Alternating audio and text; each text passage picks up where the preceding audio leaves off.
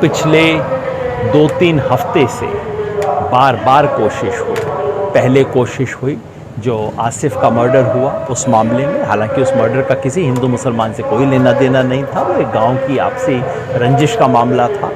उसको कोशिश हुई, इसके बारे में सम्मेलन हुए, कैसे कैसे जहर उगलने वाले भाषण यहाँ पे किए गए ताकि किसी तरह से मेव भड़क जाए, कोई हिंसा हो जाए, और हिंसा हो जाए तो फिर कहेंगे अरे अरे देखो हिंसा हो गई, मेवात में तो होती है। उसके बाद जो आसिफ का मर्डर हुआ, मैं तो बिल्कुल मर्डर कहूँगा, जुडिशल कस्टडी में लेके जुडिशल मर्डर हुआ उसका, उसके बारे में जब उसके बारे में रोष प्रदर्शन हुआ तो फिर किसानों को गिरफ्तार करके, किसान नेताओं को टारगेट करके फिर ये कोशिश कि कहीं मामला भड़के।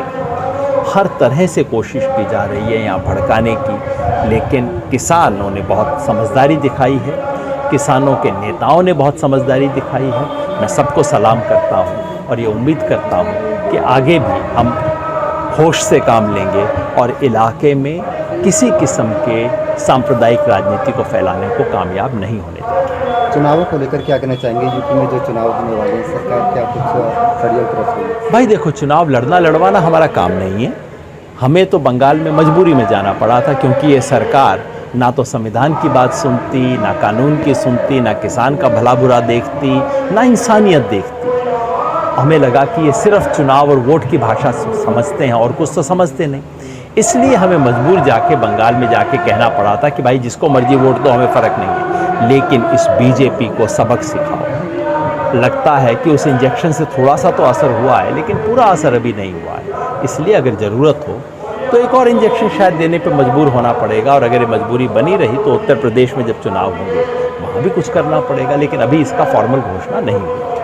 तो कहीं ना कहीं मॉब लिंचिंग भी देखने को मिल सकती है, आपने कहा जिस तरीके से चुनावों में।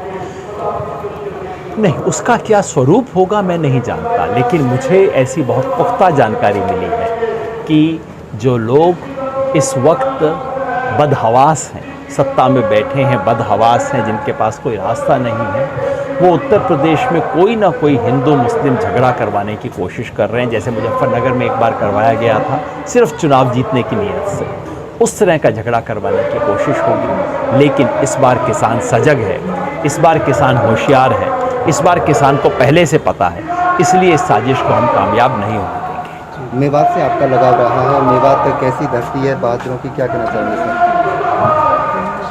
मेवात हिंदुस्तान के मैं समझता हूँ बहुत चंद इलाकों में है जिसने जब जब भारत माँ पे हमला हुआ ये इलाका खड़ा हुआ, इसने कुर्बानी, चाहे वो हसन खां मेवाती हों जिन्होंने बाबर के खिलाफ, बाबर के हमले के खिलाफ राणा सांगा के साथ हाथ मिला के संघर्ष किया, कुर्बानी दी, अपना राजपाट गंवाया, लेकिन अपनी धरती माँ को, अपनी मातृभूमि को नहीं छोड़ा। उसके बाद 1857 में अंग्रेज़ों के खिलाफ स्वाधीनता संग्राम में ये इलाका खड़ा हुआ, उसकी सज़ा मिली, सज़ा कबूल की, लेकिन गुलामी कबूल नहीं की।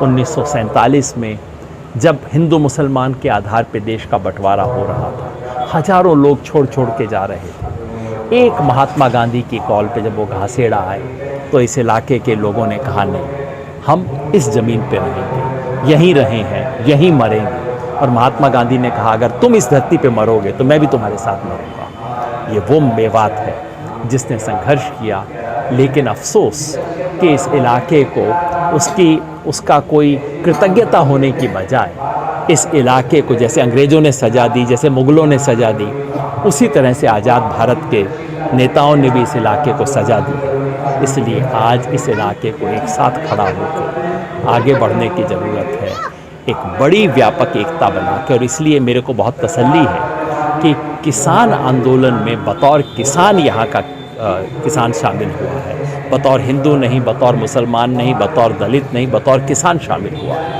और मुझे लगता है ये आगे का रास्ता है, ये रास्ता अपनाएंगे तो इस इलाके की जो बैकवर्डनेस है, इस इलाके के साथ जितनी नाइंसाफ़ी हुई है, उसका मुकाबला हम कर सकेंगे।